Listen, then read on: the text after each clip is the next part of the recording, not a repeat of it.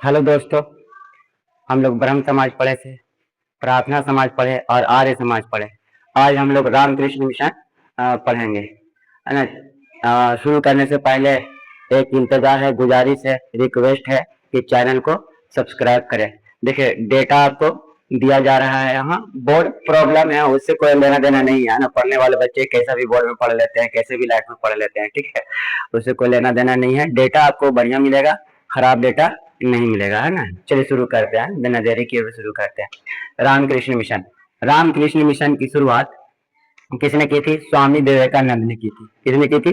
स्वामी विवेकानंद ने की थी। कब की थी? 1897 में। रामकृष्ण मिशन की शुरुआत किसने की थी? रामकृष्ण मिशन की स्थापना किसने की थी? स्वामी विवेकानंद ने की थी। 1897 ईस्वी में की थी। और कहाँ की थी? कलकत्ता में की थी। कहाँ की थी? कलकत्ता में। कलकत्ता में एक जगह है जिसका नाम बेल्लूर। क्या नाम है? बेल्लूर। ठीक है, बेल्लूर। तो बेल्लूर में, है ना, इसकी स्थापना किया गया था। इसका दूसरा मुख्यालय अल्मोड़ा में बनाया गया था। लिख देते दूसरा मुख्यालय मुख्यालय मुख्यालय अल्मोड़ा में बनाया गया था। अल्मोड़ा अल्मोड़ा में बनाया गया था, है ना, हिमाचल में पड़ता है अल्मोड़ा। आगे देखिएगा, इसकी स्थापना रामकृष्ण परमहंस के शिक्षाओं के प्रचार प्रसार के लिए की गई थी।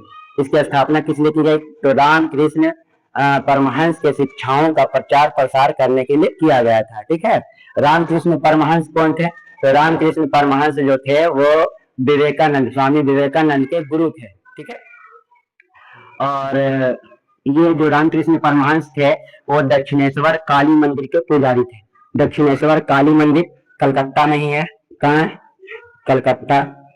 कलकत्ता में है। दक्षिणेश्वर काली मंदिर कहाँ है? कलकत्ता में, हुगली नदी के तट पर। हुगली हुगली हुगली नदी के तट पर। ठीक है। कहाँ है? हुगली नदी के तट पर। इसको भी ध्यान में रखिएगा। रामकृष्ण परमहंस का मूल नाम क्या था? तो रामकृष्ण परमहंस का मूल नाम था गदाधर भट्टाचार्य। इसको भी ध्यान में रखना। रामकृष्ण परमहंस का मूल नाम गदाधर भट्टाचार्य। गदाधर भट्टाचार्य नाम किसने दिया था? तो, है ना, स्वामी स्वामी तोतापुरी ने तोतापुरी तोतापुरी ने नाम दिया था। इसको भी ध्यान में रखना। ठीक है। रामकृष्ण परमहंस का मूल नाम गदाधर भट्टाचार्य था, लेकिन इसको रामकृष्ण परमहंस किसने कहा? तो स्वामी तोतापुरी ने नाम दिया था। आगे देखिएगा, रामकृष्ण मिशन का उद्देश्य क्या था? तो रामकृष्ण मिशन का उद्देश्य था जनता की सेवा करना। किसकी सेवा करना? जनता की सेवा करना। एक पॉइंट लिख लीजिएगा। एक पॉइंट पूछता है, स्टेटमेंट में घुसा देगा तो वहां पे आप गड़बड़ा जाइएगा। ठीक है। एक स्टेटमेंट, एक क्वेश्चन पूछ दिया, निम्नलिखित कथनों पर विचार करें। एक स्टेटमेंट इसका दे देगा, एक स्टेटमेंट दे देगा आपको प्रार्थना समाज से, एक दे देगा विधान, है ना, ब्रह्म समाज से। अब खोजते रहिए इसमें से कौन था कौन नहीं था। ठीक है। तो आपका स्टेटमेंट पे बहुत ध्यान से, है ना, पढ़ना, बहुत ध्यान से उसको पढ़ना है और उस पर अध्ययन करना, उसके बाद उसको टिक लगाना है। ठीक है। पहले पढ़ेंगे तभी तो टिक लगेगा, पढ़ेंगे नहीं करेंगे, डायरेक्ट क्वेश्चन सोल्व करना शुरू करेंगे तो वैसे मामला ठीक नहीं रहता है। ठीक है। पहले एक बार उसको पढ़िए, उसके बाद क्वेश्चन को डील करिए और कोशिश करिए कि क्वेश्चन, बोलना ठीक बात नहीं है लेकिन फिर भी बोलते हैं, क्वेश्चन ऑफलाइन डील करिए। ठीक है। ऑफलाइन। ऑनलाइन जो डील करते हैं वो गड़बड़ करते हैं। ऑनलाइन डील करिए एग्जाम्स के 1-2 महीना पहले। ऐसे में आगे देखिएगा, तो जनता की सेवा करना इस मिशन का, है ना, मानना था। मिशन का मानना था क्या? मिशन का मानना था मिशन का मिशन का मानना था, है ना, कि जनता की सेवा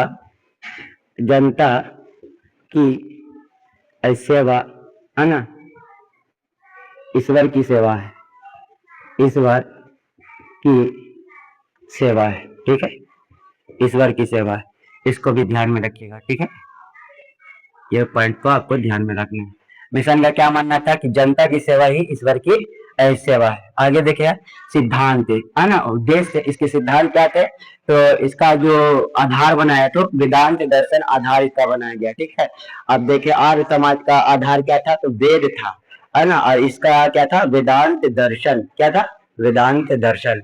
आगे हम लोग पढ़ेंगे, इसको थोड़ा सा मिटा देते हैं।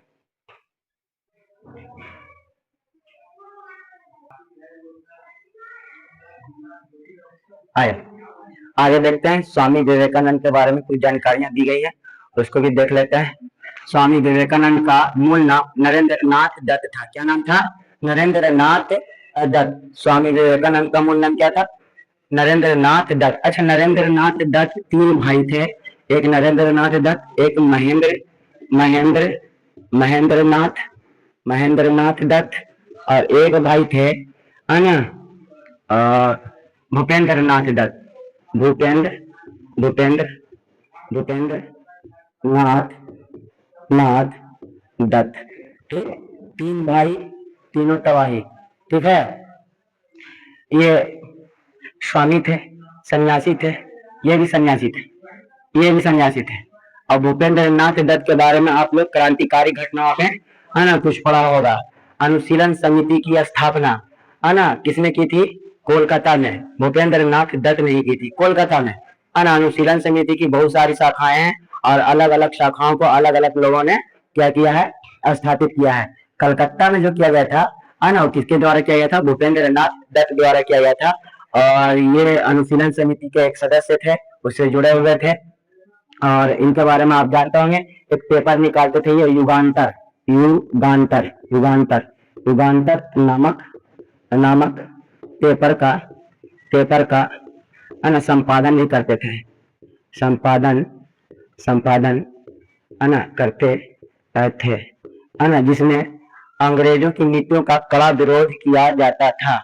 है ना, इनका मानना था, अनुशीलन समिति का ही मानना था। इनका क्या मानना था? अनुशीलन समिति का है ना, अनुशीलन समिति का मानना था कि खून के बदले खून, आंख के बदले आंख। ठीक है, हाथ के बदले हाथ। ठीक, आगे देखते हैं। तो आगे देखते हैं, इनका नाम नरेंद्र नाथ था। महाराज महाराज खेतड़ी। खेतड़ी कहाँ है? राजस्थान में। महाराज खेतड़ी के महाराजा है ना, खेतड़ी महाराज खेतड़ी के सुझाव पर, महाराज खेतड़ी के सुझाव पर इन्होंने अपना नाम स्वामी विवेकानंद रखा था। क्या नाम रखा था?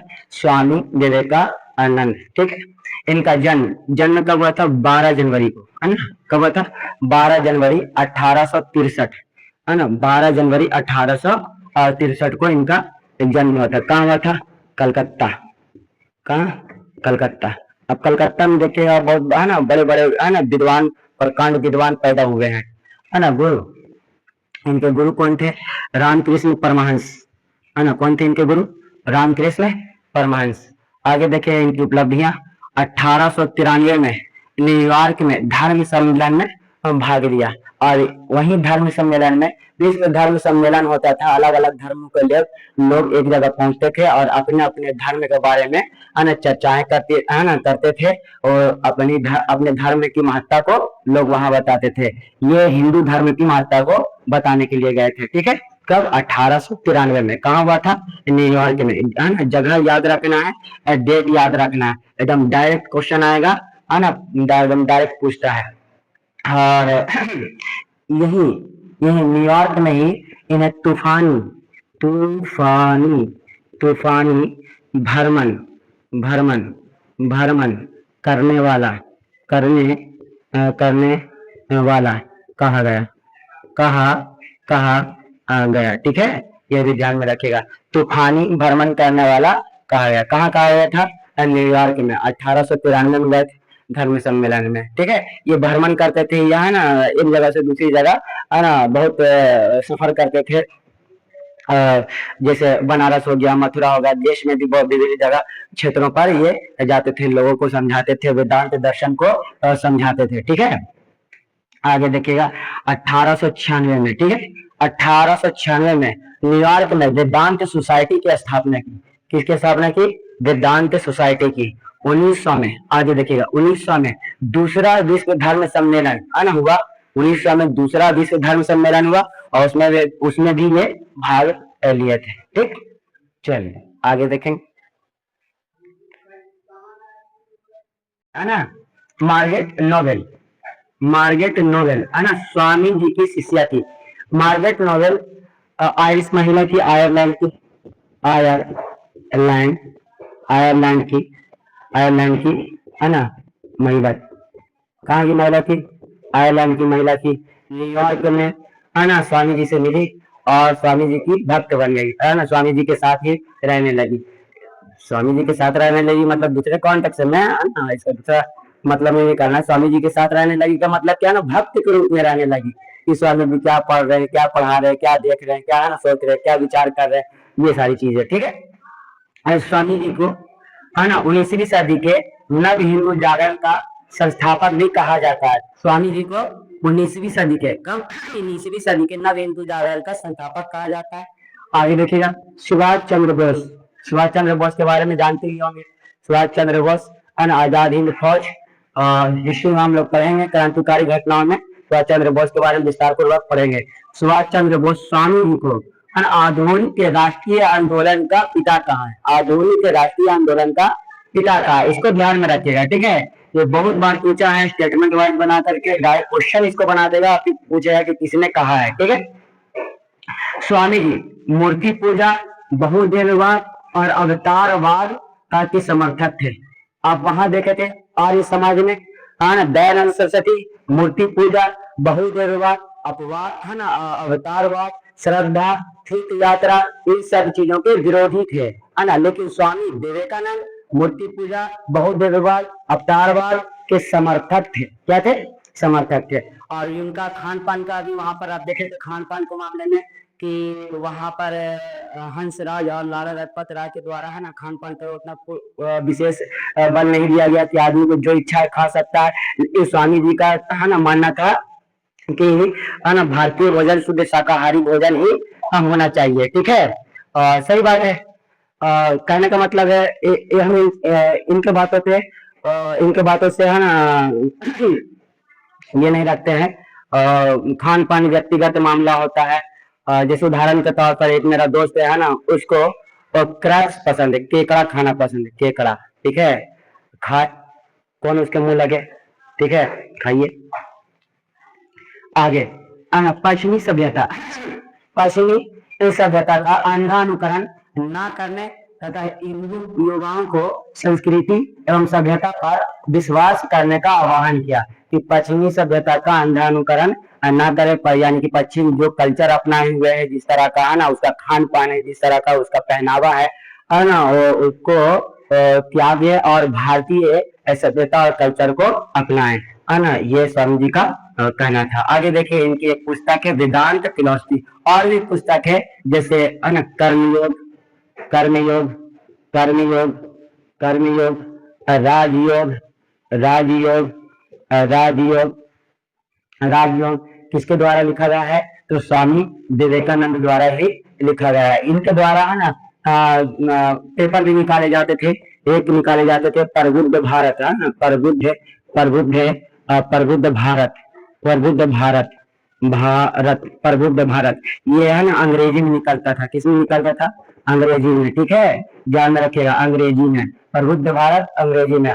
और एक था उद्बोधन, उद्बोधन, उद्बोधन, उद्बोधन किसमें निकलता था? तो उद्बोधन निकलता था आपको जाकर के बंगाली में। किसमें निकलता था? बंगाली में, ठीक है ना। तो रामकृष्ण मिशन में इतना ही था, और स्वामी जी के बारे में भी हम लोग विशेष जानकारी ले लिए। इससे ज्यादा क्वेश्चन नहीं आएगा। और एक दो, है ना, समाज सुधार आंदोलन हम लोग और पढ़ेंगे, जैसे एक थियोसॉफिकल सोसाइटी पढ़ लेंगे, एक पारसी समाज सुधार आंदोलन पढ़ लेंगे, मुस्लिम समाज सुधार आंदोलन पढ़ लेंगे, ये सारी चीजें पढ़ लेंगे। इतना में आपका एग्जाम से में एक दो क्वेश्चन आराम से फंसा लीजिएगा एकदम, अर्थ में दिक्कत नहीं होगा। चलिए आज बात में बाकी कल करेंगे।